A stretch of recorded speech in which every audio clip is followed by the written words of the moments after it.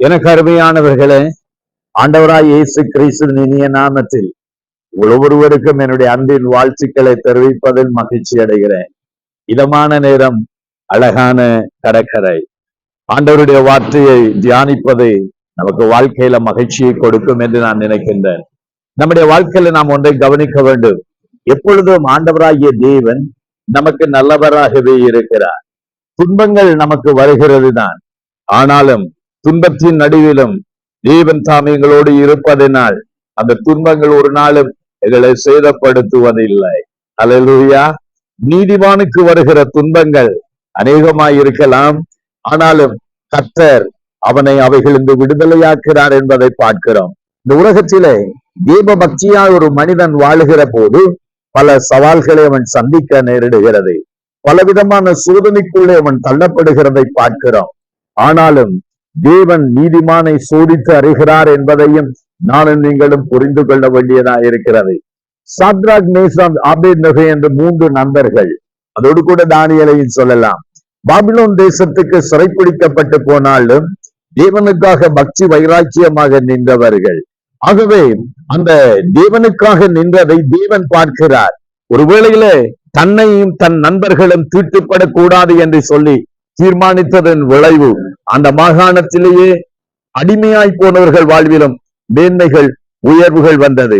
சத்துருக்கள் அதை கண்டு எரிச்சல் அடைந்தார்கள், பொறாமை கொண்டார்கள். ஒருவேளையில அறிந்தோ அறியாமலோ அவர்களை ஆக்கினைக்குள்ளாக தீர்க்கிறார்கள்.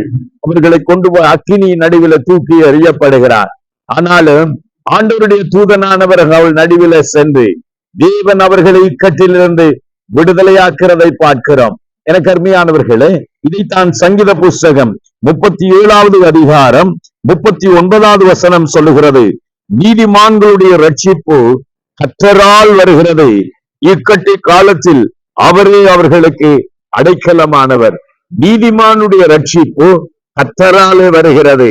அங்கே ஆபத்து காலத்தில, இக்கட்டு காலத்தில, நெருக்கத்தின் காலத்தில, உபத்திரவத்தின் காலத்தில தேவன் அவர்களுக்கு அடைக்கலமாகிறதை பார்க்கிறோம்.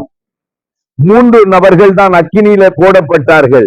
ஆனா 4வது நாளாக தேவனே அவர்கள் நடுவில உலாவுகிறதை பார்த்த போது பார்த்திருந்த நேபுகாத்நேச்சார் அங்கே அதிர்ச்சி அடைந்தான், பயந்து நடுங்கினான், தன் சிங்காசனத்திலிருந்து எழுந்தான். 3 பேர் அல்லவா கத்துண்டவர்களாக இருந்தோம், 4வது நபர் தேவ சாயலாய் நான் பார்க்கிறேன் என்று சொல்கிறான். ஆம், என கருமையானவர்களே, நீதிமான்கள் துன்பப்படுகிற போது தேவனும் அவர்கள் நடுவில் இறங்கி வருகிறார். உங்கள் பாடுகளின் நடுவிலும் தேவன் பாளையம் இறங்குகிறார் என்பதை மறந்துவிடக் கூடாது. தேவன் இக்கட்டி நாளில் நமக்கு அரணான கோட்டை. அவர் நம்மை எல்லா இக்கட்டிலிருந்தும் விடுதலையாக்குவார். துன்பத்தின் பாதையில நடந்து போய்கொண்டிருக்கிறீர்களா? சோதனை என்ற பாதையில நீங்கள் போய்கொண்டிருக்கிறீர்களா? இப்பக்கத்திலும் நெருக்கம், அக்கினி போன்ற சோதனை, ஐயோ, எரிச்சல்கள், பொறாமைகள், சத்துருக்கள் என்னை விழுங்க பார்க்கிறான்னு நினைக்கிறீர்களா? பயப்பட வேண்டாம். தேவனே உங்களுக்கு அடைக்கலம், தேவனே உங்களுக்கு அனுகூலமானவர். அவர் எல்லா இக்கட்டிலிருந்தும் உங்களை விடுதலையாக்க வல்லவராயிருக்கிறார். உங்களுக்காக நான் ஜெபிக்கட்டுமா? இயேசுவே, இந்த இடத்துல என்னையும் விடுதலையாக்கும் என்று சொல்லுங்கள். அக்கினியிலே இருந்து விடுதலையாக்கின தேவன் உங்களையும் விடுதலையாக்குவார். ஜெபம் பண்ணுவோம். எங்களை நேசிக்கிற எங்கள் அருமை தகப்பனே, உம்முடைய பிள்ளைகள் யார் யார் ஆண்டவரே நெருக்கத்தின் பாதையில, இடுக்கத்தில, உபத்திரவங்கள் வழியில, கடினமான பாதையில வழியில போய் கொண்டிருக்கிறார்களோ, தேவன் ஒவ்வொருவருக்கும் அடைக்கலமாய் இருக்கிறேன். சத்துருக்கள் பொறாமை கொள்ளலாம், எரிச்சல் அடையலாம், அக்கினியிலே அவர்களை தள்ளலாம் என்று நினைக்கலாம். ஆனாலும் தேவன் சூழ பாளையம் இறங்கி விடுதலையாக்கிற தேவன். கர்த்தரே உம்முடைய பிள்ளைகளை பாதுகாத்துக் கொள்ளும், அவர்களை ஆசீர்வதித்தருளும். உம்முடைய பிள்ளைகளை உம்முடைய அன்பின் கரத்துக்கு ஒப்பு கொடுத்து இயேசுவின் நாமத்தில் ஜெபிக்கிறோம் ஜீவனுள்ள நல்ல பிதாவே. ஆமென், ஆமென், ஆமென். ஆமென். என கருமையானவர்களே, கர்த்தர் உங்கள் அடைக்கலம், அவர் உங்களை எல்லாவற்றிலிருந்தும் விடுதலையாக்குவார். God bless you.